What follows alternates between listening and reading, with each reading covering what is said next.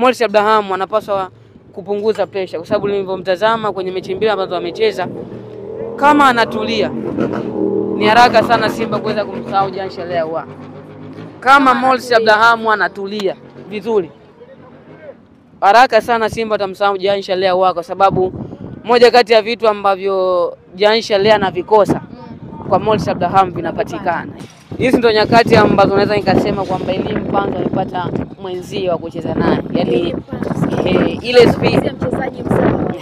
Ile speed ambayo Elie Mpanzu alikuwa nayo msimu uliopita ni kama ilikuwa inamfanya nyakati zingine aonekane ni mchezaji wa kawaida kwa sababu ya tabia za wachezaji ambao walikuwa wanamzunguka. Ukimtazama Jean Charles Ahoua si mchezaji ambaye ana speed sana, lakini ukaje kwa mchezaji kama then una Elie Mpanzu ni faida kubwa, kwa sababu kuna nyakati utohitaji sana mbinu kuweza kuamua mchezo. Yaani utahitaji ubora wa mchezaji kwenye nyakati za kujibu mipira ya counter attack.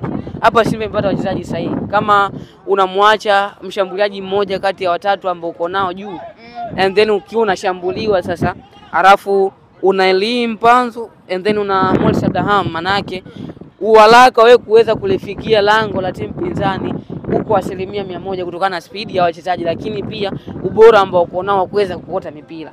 Nafikiri moja kati ya kitu ambacho Morris Abraham amebarikiwa kwanza ni uwezo wake wa kuweza kuficha mpira miguuni, lakini ni ufundi mdogo mdogo ambao uko nao miguuni. Kuna namna ambavyo unamrahisishia kazi. Kwa hiyo tumi nafikiri ndo nyakati pekee ambazo Morris Abraham anapaswa sasa kujua ameenda kwenye klabu ambayo kosa moja utakalolifanya kwenye mchezo husika inawezekana likakufanya utolewe kwenye ile piki ya kiushindani ambayo uko nayo, yani tukaacha kuimba kabisa. Lakini kama unafanya vizuri, uwezekano wewe kuimbwa upo. Kwa hiyo kwangu mimi kitu ambacho anapaswa ukijua, ameenda kwenye klabu ambayo inahitaji uonyeshe nini ambacho uko nacho.